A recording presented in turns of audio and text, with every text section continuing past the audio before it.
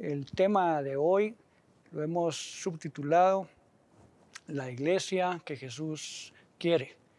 Y antes de adentrarme en el tema, quisiera decirte que ha sido complejo y difícil preparar y exponer esto que vamos a dar hoy en la mañana, no porque necesariamente sea teológicamente muy complejo o alguna cosa semejante, sino porque yo creo que se requiere de una valentía para poder decir algunas cosas que yo creo que están en el corazón de Dios y decirlas tal como Jesús las diría. Me venía a la mente cuando Jesús anduvo aquí por la tierra que llegó allá al templo en Jerusalén. El templo había sido diseñado como un lugar de adoración y de oración, y él se encontró con que nosotros los hombres lo habíamos convertido en una cosa sumamente diferente.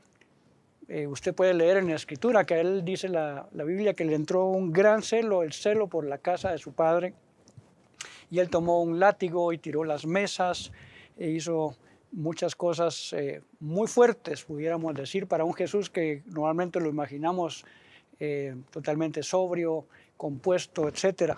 Es porque los hombres habían convertido ese templo, que había sido diseñado como casa de oración, como dijo literalmente él, en una cueva de ladrones. Por otro lado, es un tema difícil de compartir porque es un tema muy personal para ti que me estás viendo, que me estás oyendo en esta oportunidad.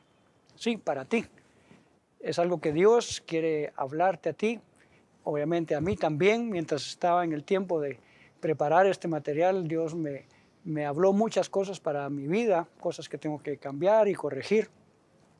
Pero a la vez de que es un tema muy personal, es un tema también para la congregación, y diría que no solo para esta congregación en la cual servimos, Iglesia Verbo Zona 16, sino yo creo que para todas aquellas congregaciones a las cuales quieran poner oído a lo que Dios está hablando a su iglesia. Así que vamos a entrar en materia diciendo primero lo que no es la iglesia. Si vamos a definir la iglesia que Jesús quiere, deberíamos entonces primero decir lo que realmente no es la iglesia. Comúnmente tendemos a asociar nuestro pensamiento de iglesia con un edificio. Y uno le dicen algo de iglesia y uno piensa en cierto tipo de edificio en donde ciertas personas llegan y se congregan. Pues eso es el local de la iglesia. Pero la iglesia no es un edificio. La iglesia no es un templo físico. Dice en el libro de los Hechos que los primeros discípulos se reunían en el templo y por las casas. Ahora, hay que entender bastante el tema del contexto de ese pasaje, porque en ese tiempo no había, cuando dice templo, no había un edificio como este que tenemos que nos alberga a la congregación los días domingo y otras actividades. No existía un lugar como ese. El templo al cual se refiere ahí era el templo judío, al cual, si usted se recuerda, solo podían entrar algunas personas de una tribu muy particular que habían sido dedicadas al sacerdocio. Las demás personas, como usted y como yo, si usted hubiera sido judío, porque si usted no era judío en ese momento ni siquiera se podía acercar mucho, había un atrio llamado el atrio de los gentiles, hasta ahí podía llegar usted, pero si usted era judío, usted podía llegar hasta la puerta y entonces ahí presentar su sacrificio y ahí nomás dejar su animalito por su pecado, y no podía entrar. Todo lo que pasaba ahí adentro, la administración, la hacían los sacerdotes. El judío común y corriente, como cualquier otra persona, no tenía acceso a entrar hasta la presencia de Dios que estaba en el lugar santísimo. Entonces, cuando dicen el templo es porque ellos iban al templo a presentar sus ofrendas por gratitud y también las ofrendas por el pecado. Pero entonces dice que ellos se congregaban en las casas. La clave del crecimiento de la primera iglesia fue justamente esa estrategia que Dios les dio, reunirse en las casas. Y varios de los autores de cartas en el Nuevo Testamento se refieren a la iglesia que está en la casa de tal persona. Pablo comúnmente dice: salúdeme, por favor, a los que están en la iglesia que está en la casa de Mengano, Perencejo, Sutanejo. Entonces, en el inicio, eso fue la clave. No era necesariamente que se podían reunir en un edificio como los que actualmente tenemos, ni cosa semejante. Cuando vino incluso la persecución a la primera iglesia, esa estrategia de reunirse en casas fue la clave para que la iglesia pudiera prevalecer. Y yo personalmente creo que también será la clave para la iglesia cuando vengan tiempos de persecución como los que están sufriendo nuestros hermanos, por ejemplo, allá en la China. Si hemos dicho que el edificio no es la iglesia, entonces muy rápidamente puedo decir que sí es la iglesia, y usted va a poder encontrar esto en varias de los pasajes bíblicos, particularmente el Nuevo Testamento, que es cuando se fundó la iglesia del Señor y hasta el día de hoy. La Biblia dice que la iglesia es el pueblo de Dios, la Biblia dice que la iglesia es la familia de Dios, la Biblia dice que la iglesia es el cuerpo de Cristo, la Biblia dice que la iglesia es el templo o la habitación de Dios, y también la Biblia dice que la iglesia es la esposa de Cristo. Hoy no tenemos tanto tiempo para dar muchas definiciones con respecto a esto, pero usted lo puede buscar en la Biblia y se va a encontrar una gran cantidad de escrituras que apoyan justamente estas definiciones, pudiéramos decir, de lo que es la iglesia. La palabra iglesia proviene del griego eclesia, que en el sentido más estricto significa un grupo de personas llamadas a congregarse. Pudiéramos decir que es una asamblea de personas. Este término, de hecho, ya se usaba por los griegos, pero se usaba en un sentido generalmente de temas civiles, no tanto de temas religiosos, aunque sí aplica, pero se usaba en términos civiles cuando había una asamblea para discutir algo con respecto de la ciudad, algún acuerdo que tuvieran que tomar. Entonces, eso era lo que los griegos llamaban la eclesia, un grupo de personas que se congregaban, que estaba en una asamblea de personas para discutir asuntos civiles o algún término relacionado con ello. La palabra eclesia aparece 71 veces en el Nuevo Testamento. Y es interesante que tan solo en el libro de los Hechos se menciona 17 veces, una cuarta parte del total de las menciones de la palabra iglesia está en el libro de los Hechos. Por eso algunos dicen justamente que el libro de los Hechos es realmente la historia inicial de la iglesia de Jesucristo. La primera mención de la palabra iglesia la encontramos allá en Mateo 16, 18. Algunos estudiosos de la Biblia nos dicen que es muy común que siempre en la primera mención que se encuentra en el texto bíblico se nos da algunas luces, algunos principios para la interpretación del término en el resto de la Escritura. Así que vamos a ver este pasaje para ver qué encontramos que nos pueda servir para saber cuál es la iglesia que Jesús quiere. En ese pasaje de Mateo 16, 18, voy a subir unos versículos antes para hacer un poco de contexto. Jesús le pregunta a Pedro, le dice, ¿quién dice la gente que soy yo? O sea, ¿qué es lo que se está hablando popularmente de quién soy yo? Y entonces Pedro le responde, bueno, unos dicen que eres Juan, otros dicen que eres Elías, otros dicen que eres Jeremías o alguno de los profetas. Y entonces Jesús lanza una segunda pregunta que bien pudiera aplicar para nosotros hoy en día. Yo quisiera que tú pensaras por un momento qué pasaría si Jesús te pregunta personalmente a ti, ¿y ustedes quién dicen que soy yo? ¿Quién dices tú que es Jesús? Y entonces Pedro responde a esa pregunta con una afirmación que es sumamente importante para todos nosotros los cristianos hoy en día. Él dice, tú eres el Cristo, el Hijo del Dios viviente. Y Jesús, al escuchar esta respuesta, le dice, esto no te lo reveló carne ni sangre, sino mi Padre que está en los cielos te lo ha revelado. Y entonces establece lo que vamos a leer a continuación en este pasaje de Mateo 16, 18. Mira cómo lo dice. Sobre esta roca edificaré mi iglesia, y las puertas del reino de la muerte no prevalecerán contra ella. Ahora, cuando dice aquí sobre esta roca, Algunos históricamente han interpretado que está hablando sobre Pedro porque este nombre de Pedro viene de piedra, pero es piedra, una piedra pequeña. Una piedra pequeña y una roca, hay una gran diferencia en el tamaño y con lo que se puede hacer con cada una de ellas. Lo que Jesús estaba diciendo, habiendo terminado de decir Pedro, que Él era el Cristo, el Hijo del Dios viviente, sobre esta afirmación, sobre esta roca que puede servir como fundamento de aquí en adelante, yo voy a edificar mi iglesia, dijo Jesucristo. Mira que aquí está usando de nuevo la primera vez esta palabra eclesia, solo que ahora en un término específico religioso. Y él le añade una palabra más, dice mi iglesia. No hablaba de la eclesia, la asamblea, sino está hablando de mi asamblea, mi congregación de personas. Cuando pensamos entonces en cuál es la iglesia que Jesús quiere, deberíamos pensar también es qué es lo esencial en la mente de Jesús que Él quería que su iglesia fuera. Nos pudiera pasar algo similar a lo que narré al inicio, cuando el templo era un lugar para oración y adoración y los hombres lo habían convertido en una cueva de ladrones, en un lugar de mercado, dijo Jesús también. Nosotros le hemos añadido tantas cosas a la iglesia que en realidad son intrascendentes para el propósito que Dios la diseñó. Y en algunas oportunidades la iglesia que vemos hoy en día dista mucho de aquella con la cual Él soñó, aquella que Él diseñó. Dista mucho del modelo que Él tuvo en mente.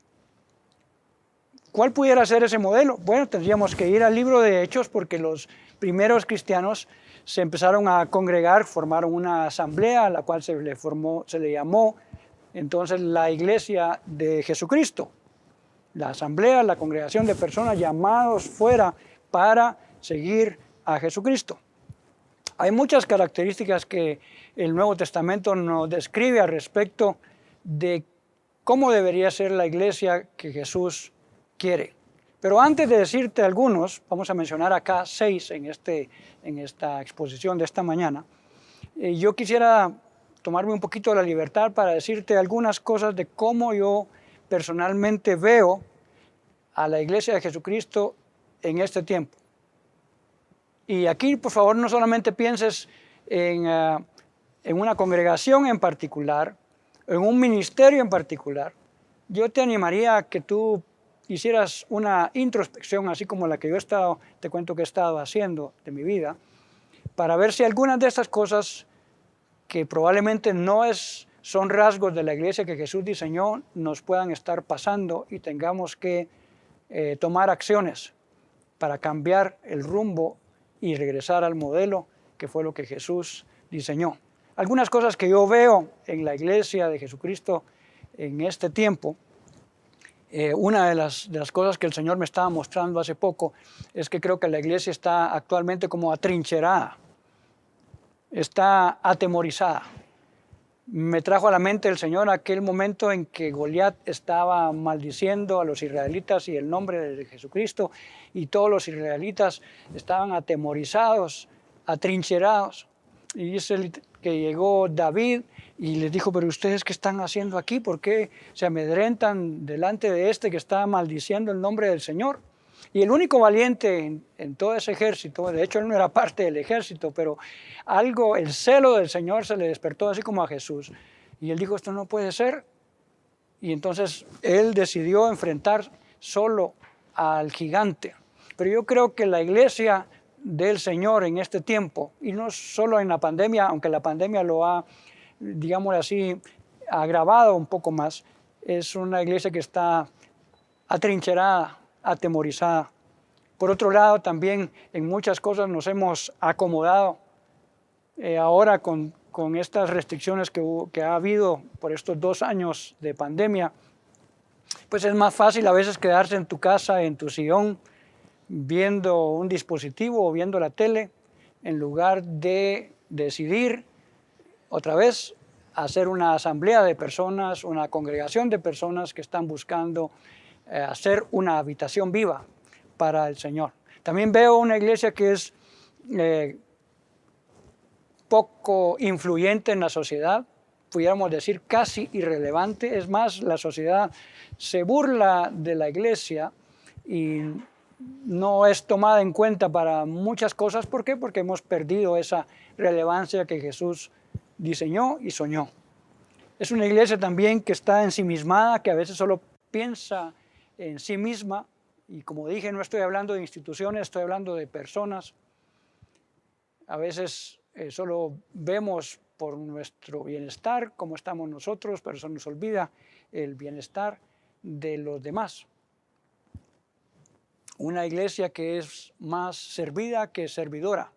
Una iglesia que antes de involucrarse en algo pregunta, bueno, ¿y cuáles son las facilidades que usted me ofrece como para que yo me congregue en su iglesia? Tiene parqueo, tiene sillas cómodas, tiene luces, tiene cuidado de niños, un montón de cosas, en lugar de ser conformada por una cantidad de personas que dicen, aquí están mis manos, ¿en qué puedo yo ayudar? Actualmente incluso, no solo en nuestra congregación, pero en muchas otras congregaciones que conozco y conozco su liderazgo, se está pasando por un momento difícil en el cual hay pocas manos para hacer tantas cosas que hay que hacer. Lo que normalmente se hacía antes, ahora las personas, otra vez por comodidad, por lo que fuera, su motivación, pues no están disponibles y hay pocas manos. Y por último, algo de lo que yo veo en cómo está la iglesia actualmente, es una iglesia que busca edificar y construir y cuidar su propia casa. Y no solo estoy hablando de un lugar físico, sino contrastado con lo que en una oportunidad el Señor le dijo a uno de los profetas, que construían casas artesonadas y muy bonitas, pero el templo del Señor estaba derrumbado. Y yo creo que eso ha estado pasando también en la iglesia de este tiempo. Recuerda que la Biblia dice que donde 2 o 3 están congregados en su nombre, Él hace su habitación ahí. Él habita en la alabanza de su pueblo. Y entonces hay algo importante que el enemigo ha estado ganándonos terreno en este tiempo, en el cual a causa otra vez del temor o de la comodidad o no sé qué otro motivo pudiera haber, olvidamos y dejamos esto en lugar de construir la casa en la cual el Señor se sienta a gusto, porque a final de cuentas la iglesia, como dije, es el templo santo del Señor. Veamos entonces algunas características que la Biblia nos dice de cuál y cómo debería ser la iglesia que Jesús quiere. Voy a mencionar 6 acá. La primera es que debería ser una iglesia poderosa. Ese versículo que leímos ahí en Mateo 18, que decía, y las puertas del reino de la muerte no prevalecerán contra ella. Esto habla justamente de una iglesia que no está timorata, atrincherada, atemorizada, sino una iglesia que se para en el poder de Dios y establece el reino de Dios en todo lugar y en todo tiempo. Dice Efesios 3:10, para que la multiforme sabiduría de Dios sea ahora dada a conocer por medio de la iglesia a principados y potestades en los lugares celestiales. Cuando yo leo el libro de los Hechos me doy cuenta que los primeros cristianos y los apóstoles lo tenían muy claro. Comúnmente se llama el libro de los Hechos de los Apóstoles, porque ellos eran en ese momento los principales actores. Pero si tú ves, se hacían milagros y prodigios, era una iglesia que era influyente y que mostraba el reino de Dios aquí en la tierra.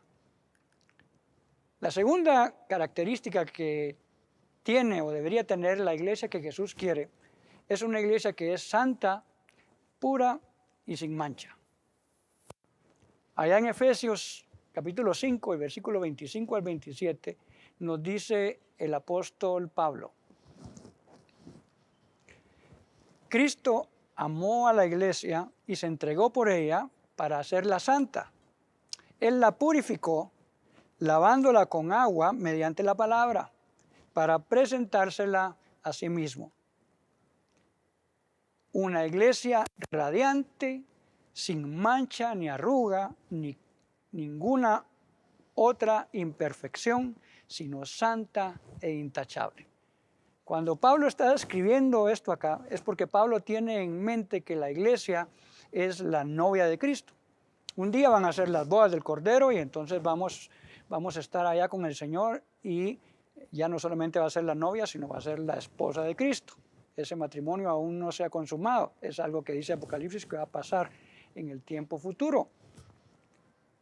Pero la novia, cuando está preparándose para el día de su boda, pues toma una serie de detalles para ver que toda su presentación, su pelo, su vestido, cualquier detalle de eso esté nítido. Ella desea estar lista y nítida, linda para su prometido. La iglesia del Señor debería tener en cuenta de que este tiempo es justamente para desarrugar, para planchar, para desmanchar nuestras vestiduras. No se trata simplemente de vivir una relatividad moral como la que actualmente estamos viviendo. La tercera cosa que la iglesia que Jesús quiere y que encontramos en la Escritura es que es una iglesia que trae el cielo a la tierra. Quiero decirlo de nuevo, una iglesia que trae el cielo a la tierra. Esto fue algo que Jesús enseñó en aquella oración conocida como el Padre Nuestro, que no es meramente una oración para repetir y repetir, sino es un modelo de oración que deberíamos nosotros tomar en cuenta para enriquecer nuestro tiempo de comunión diaria con el Señor. Dentro de ese modelo hay una frase, una oración que Jesús enseñó y que nosotros deberíamos poner en práctica. Allá en Mateo 6:10 dice: venga tu reino, hágase tu voluntad, como en el cielo, así también en la tierra. La iglesia que Jesús quiere es una iglesia que aprende a traer las cosas que son en el cielo para que se hagan aquí en la tierra. Me viene a la mente aquel pasaje donde al inicio del libro de los Hechos dice que Pedro y Juan llegaron al templo. Otra vez ahí donde te decía que no se podía entrar, ahí estaban las gradas para poder subir a la puerta principal donde dejabas tu sacrificio. Y dice que en esas gradas había un cojo que les pidió dinero, como solía hacerlo con todos los que pasaban a diario para ir a dejar sus ofrendas al templo. Y entonces dice la Escritura que ellos, viéndolo fijamente, le dijeron: no tenemos oro ni plata. Y eso no era una excusa, simplemente. A veces hay personas que dicen eso, pues sí tienen. Yo creo que en ese momento era literal, si no, lo hubieran ayudado también. Pero ellos le dijeron: no tenemos oro ni plata, pero lo que tenemos te damos. En el nombre de Jesucristo, levántate y camina. Y fue evidente para toda la gente que estaba ese día ahí alrededor del templo, que aquel cojo que había estado por muchos años ahí en esas gradas, ahora podía caminar. Ellos trajeron las cosas que son allá en el cielo, las trajeron aquí a la tierra. Hicieron uso de la herencia celestial que Dios ya nos abrió el cielo para que nosotros traigamos la bendición, la salud, la prosperidad, el consuelo, tantas cosas que así como son allá en el cielo, cuando dice que ya no hay lágrimas, ni temor, ni dolor, esas cosas la iglesia del Señor debe aprender a traerlas aquí en la tierra para establecer un reino de Dios visible para todas las demás personas. La cuarta cosa que yo encuentro que la iglesia que Jesús quiere manifiesta es que es una iglesia que actúa como un solo cuerpo. Ya dijimos al principio que en la Escritura se menciona en varias oportunidades que la iglesia es el cuerpo de Cristo. Es una comparación que dice que así como el cuerpo humano tiene muchos miembros, tengo manos, tengo brazos, tengo piernas, cabeza, etcétera, dice así también el cuerpo de Cristo tiene diferentes miembros y cada miembro tiene su propia función. Eso quiere decir que las personas no solamente son asistentes a la iglesia, sino son participantes de la iglesia. Cuando entendemos que esa es la iglesia que Jesús quiere, no una iglesia de superestrellas, es una iglesia con mucha gente poniendo sus dones al servicio del Señor. Así como lo dice el apóstol Pedro en una de sus cartas. Cada uno, según el don que ha recibido, sirva o ministrelo a otros. Cada uno, me incluye a mí y te incluye a ti también. Aprovecho para preguntarte, ¿qué estás haciendo tú para poner en práctica tus dones al servicio de tu Dios? Dice Romanos 12, 4-5 en la Nueva Versión Internacional. Pues así como cada uno de nosotros tiene un solo cuerpo con muchos miembros, y no todos estos miembros desempeñan la misma función, también nosotros, siendo muchos, formamos un solo cuerpo en Cristo. Y cada miembro está unido a todos los demás. Tú eres necesario en la iglesia que Jesús soñó y diseñó.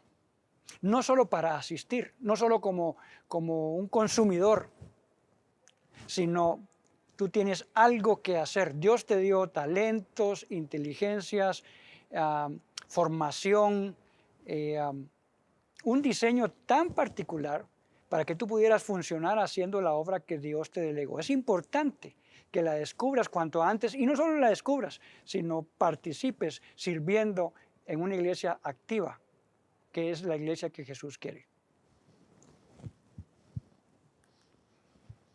Número 5.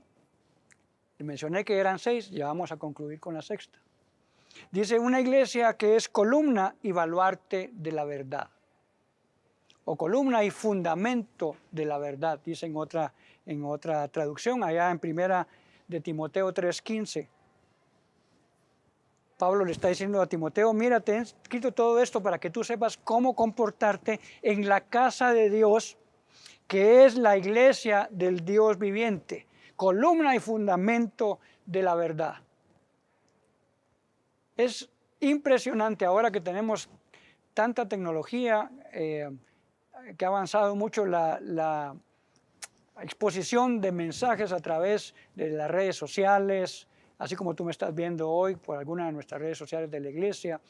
Tú puedes ir a cualquiera de estas redes y buscar mensajes, y es impresionante la cantidad de cosas que a veces se exponen y que no tienen un fundamento bíblico.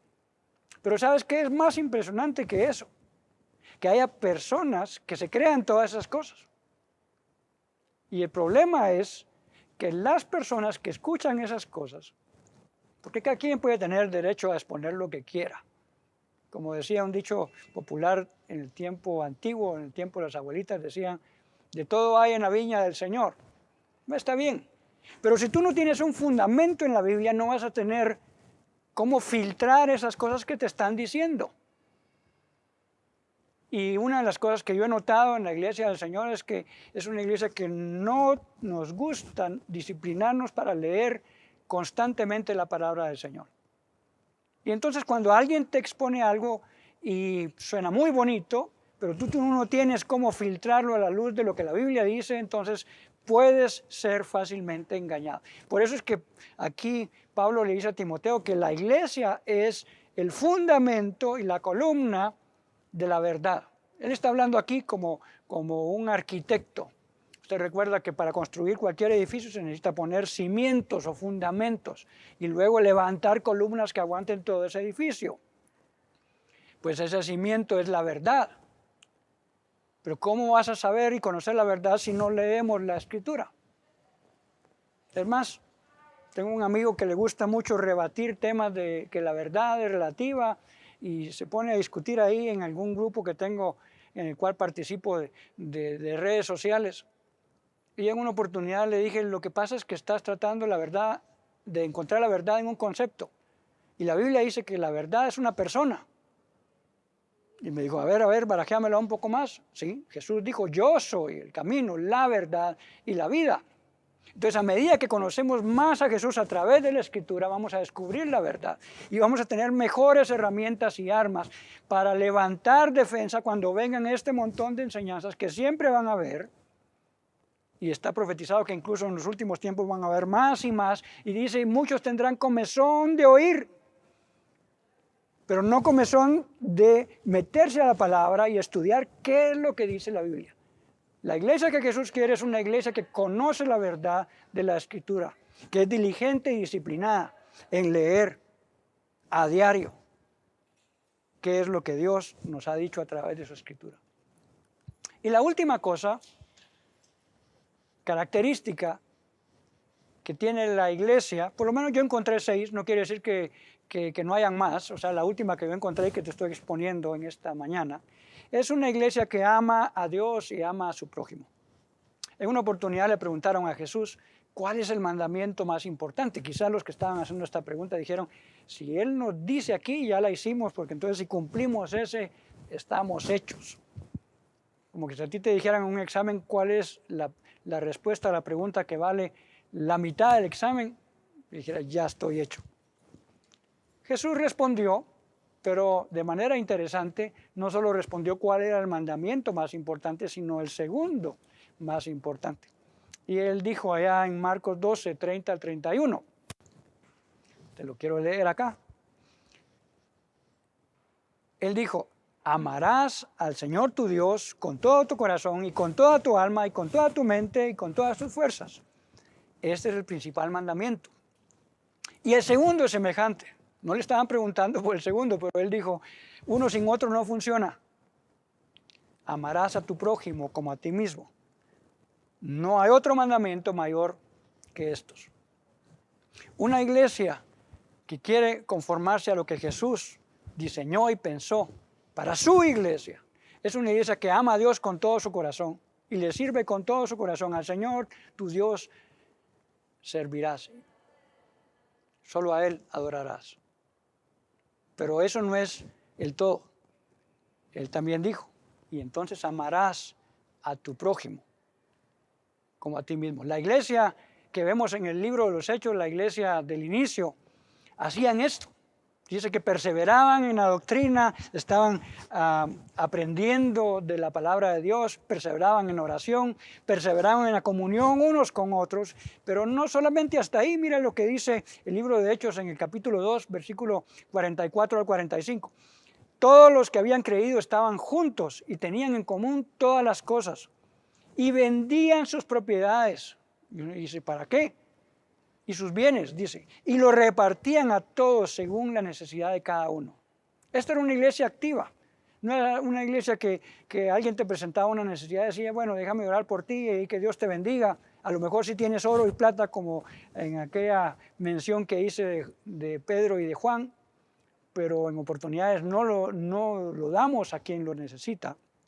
Por cierto, Juan dice que el que ama de esa manera no ha conocido a Dios, el amor de Dios no está en su corazón. Y es un mentiroso. Esta iglesia entendió que amar a Dios era lo más importante y amar a su prójimo. La iglesia que Jesús quiere, esta sexta característica, es una iglesia que ama a Dios ardientemente, pero también se aman unos a otros. Deseo en mi corazón que Dios te hable a través de este mensaje. Que tú puedas reflexionar y corregir algunas cosas que puedas encontrar en tu vida que no estamos calificando a la iglesia que Jesús quiere. Él vino y dio su vida, pagó un precio muy alto para ganarse una iglesia, una novia, y Él la está preparando. Es nuestra responsabilidad. Si tú has entregado tu vida a Jesucristo y ahora eres parte del cuerpo de Cristo, es nuestra responsabilidad buscar ser la iglesia que Jesús quiere y quitar todas las cosas que puedan distraer de las cosas que pensamos que es ser o hacer iglesia.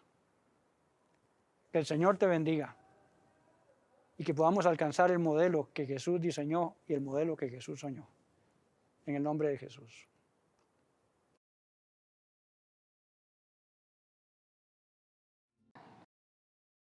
Dios,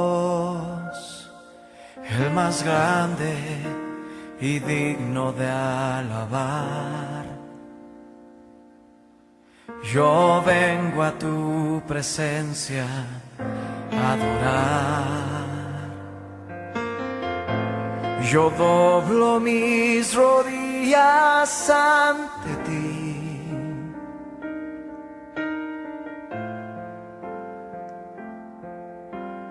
Dios, el más grande y digno de alabar, me ayuda al enemigo derrotar. El gozo de mi vida eres tú. Sí, Señor, levanta tu voz conmigo.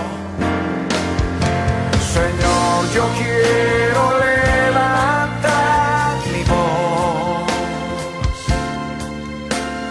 Quiero agradecerte por tu obra en mi vida. Señor, confío en tu gran amor. Dile al Señor con toda tu voz. Solo tú eres Dios eterno.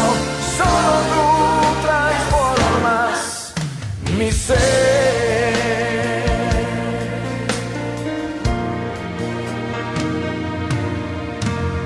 Dios,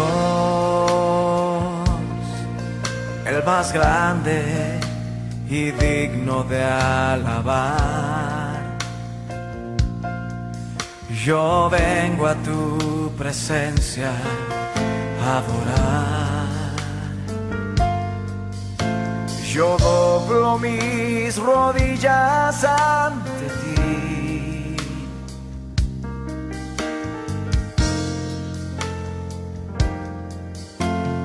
Dios, el más grande y digno de alabar, me ayuda al enemigo derrotar. El gozo de mi vida, el gozo de mi vida eres tú. Ahora ponte de pie y donde estás y vamos a levantar nuestra voz al Rey de Reyes diciendo: Señor, yo quiero levantar mi voz. Hey, quiero agradecerte por tu obra en mi vida. Señor, confío en tu gran amor. Solo tú eres Dios eterno. Solo tú transformas mi ser. Levántale, levántale. Él está aquí, dile: Señor, yo quiero levantar mi voz. Quiero agradecerte por tu obra en mi vida. Señor, confío en tu gran amor. Solo tú eres Dios eterno. Solo tú transformas mi ser. Ahora levanta tus manos, alza tus manos en todo lugar y adórale.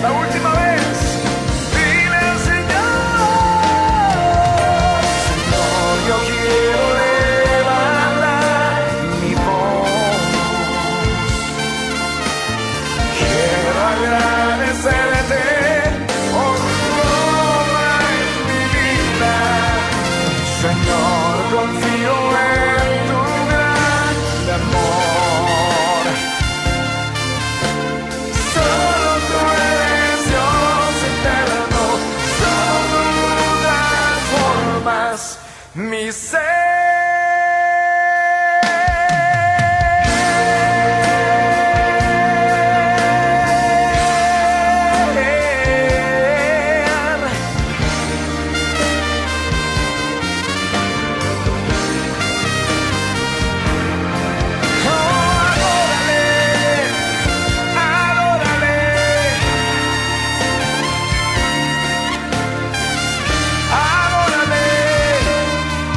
Es el tiempo de cantarle una nueva canción de amor.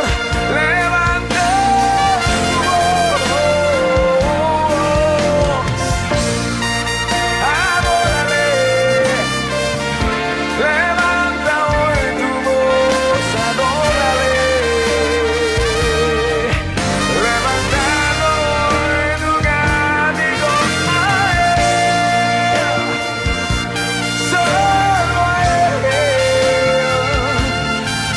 Solo tú eres digno, mi Señor. Solo tú eres digno de adoración. Yeah, yeah. No hay otro. No hay otro.